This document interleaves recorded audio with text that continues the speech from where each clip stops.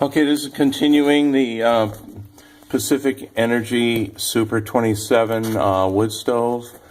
I was able, this is a unit that is pretty old, 2005 October, and the side rails you can see are in place here, and the insulation we've behind them. You stuffed that insulation in behind the side rails. This is a follow-up from the previous video, so watch the first one and then look at this one. You can see I've got the new baffle plate in place here, and then the idea here is we're trying to get that thing to fit down snugly over that gasket on the top of the air inlet rail up there, and get the whole baffle assembly to drop down in there. So as we talked about, the fresh air comes up through the tube, it enters into this hollow baffle unit, and then that air escapes out these holes to provide this secondary fresh air supply up at the top, and then that burns off more of the unburned available fuel, which then escapes over this front lip and then across the top and out.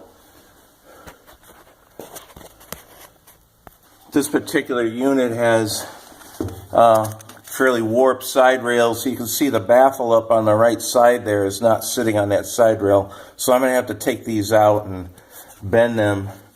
As an alternative, you can buy new ones, and they're pretty expensive because they're all stainless steel, but I'm going to try to bend these and get them back to the right shape.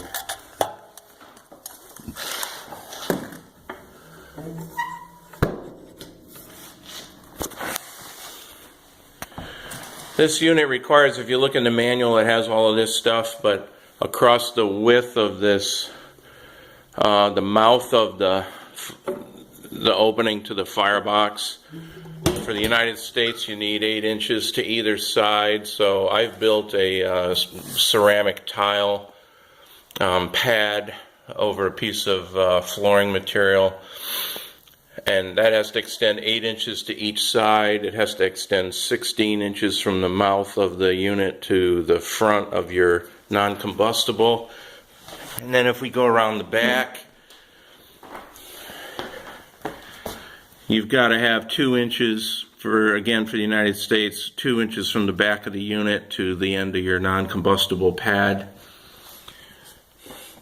And if you look in the manual, there's also requirements for a connector pipe, dual wall or single wall connector pipe. In my case, I have a single wall connector pipe, as you can see, going up to the ceiling. So I got these from Duravent. This is 6 inches all the way through. So this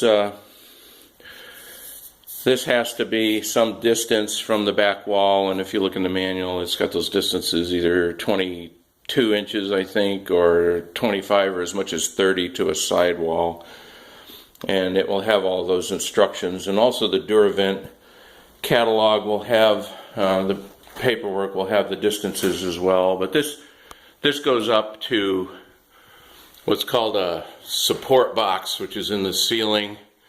That gets anchored in there, and then this either single wall or double wall connector tube goes up into the support box, and then that mates with what I have is a triple wall chimney pipe that goes up through the center of the support box and goes out through the roof. And then there's a whole bunch of Duravent hardware that goes along with that, and you can look at that. But there is this ring here which grabs a flange on the top of this pipe and allows you to screw that up into the support box. And then to make it easy, I got a adjustable length connector tube, so I just went right from the adapter that I stuck in the top of the stove, screwed that in with sheet metal screws, and then went into the single wall tube. So I have 3 sheet metal screws on each one. So that's pretty much it. When you operate the unit, we're going to take that air shutter, we're going to swing it all the way to the left, and we saw that in the previous video. It's going to open up all that air and let that air come in. and feed the fire. And then after you get a bed of hot coals going, you can swing this to the right. And it may vary from unit to unit, but I think it's all the same basic concept. Start with it wide open, fire it up. If your draft is too high and you're getting too much suction, then you can put in a draft control plate here, about 18 inches above the stove. But generally speaking, you should not require that, I believe. So that's it for the Super 27. Very low gram particulate, I think is less than 3.4 grams per hour. So it should meet most of the zoning requirements, depending on where you live.